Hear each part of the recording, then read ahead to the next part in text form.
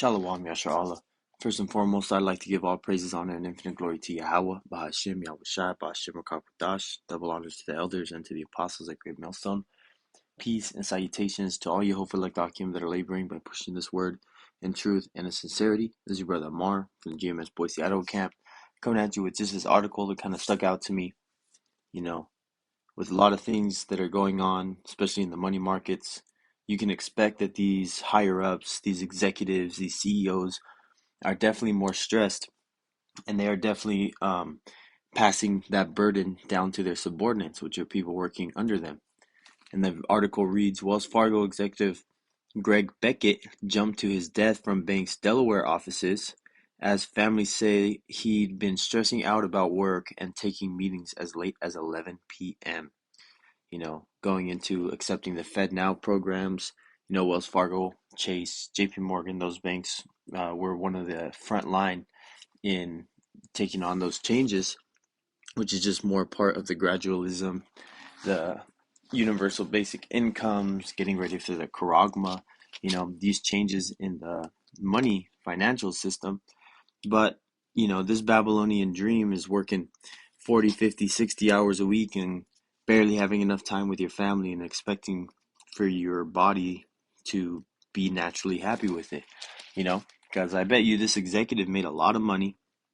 Looks like he had a wife, I'm sure he had some kids, as families say he'd been stressing out about work. So, yeah, probably did have a family, you know, but yet the stress of his life, his daily things, his job, this unnatural world causes us to jump. And he was making big money, a lot of money, but, he still jumped out that window. And it just goes to show you the state of mind that a lot of these Edomites are in.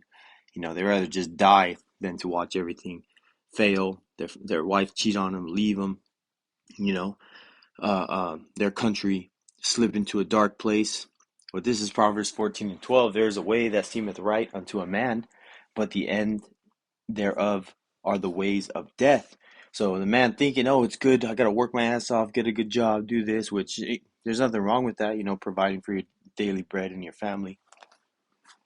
But making lessons, Salakia, meetings at that late, like the owners of those banks, they don't give a shit. They want you in that meeting so you can do the work the next day, to make sure what they talked about happens, and it's stressful, especially in a business environment. It's not like you can say, some curse words so-called out loud, in that type of setting. Like me, I work in construction. You hit your finger and you say, fuck, or something like that. They can't do that there. First and foremost, they don't have the comforter.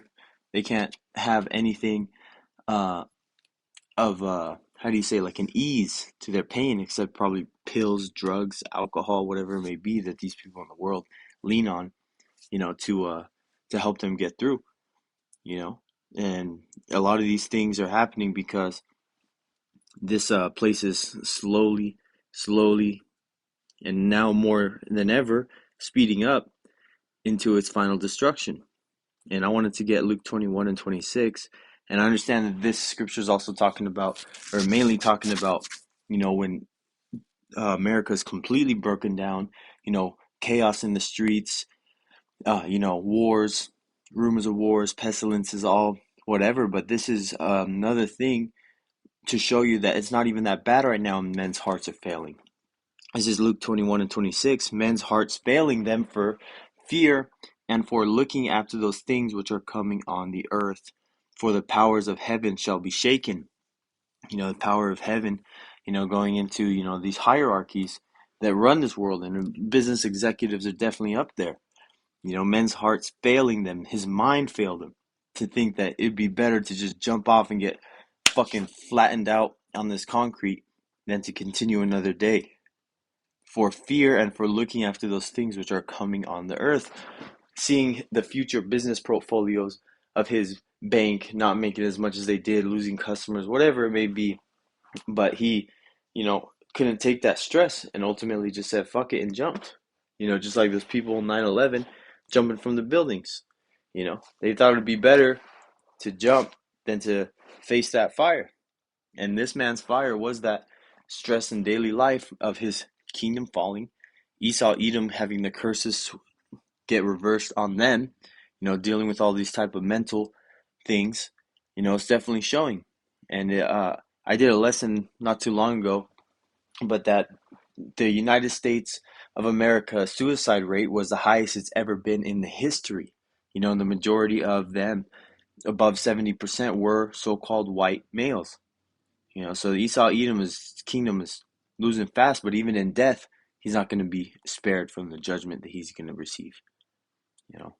So expect to see more of this, people offing themselves of the stress that this world causes them, that their leaders have caused them, that the Lord is ultimately judging them with. And with that, I'd like to give all praise, honor, and glory to Yahweh Bashem Yahweh Shai. Till next time, Brother Mar saying Shalom and DTA, a blah, blah, blah.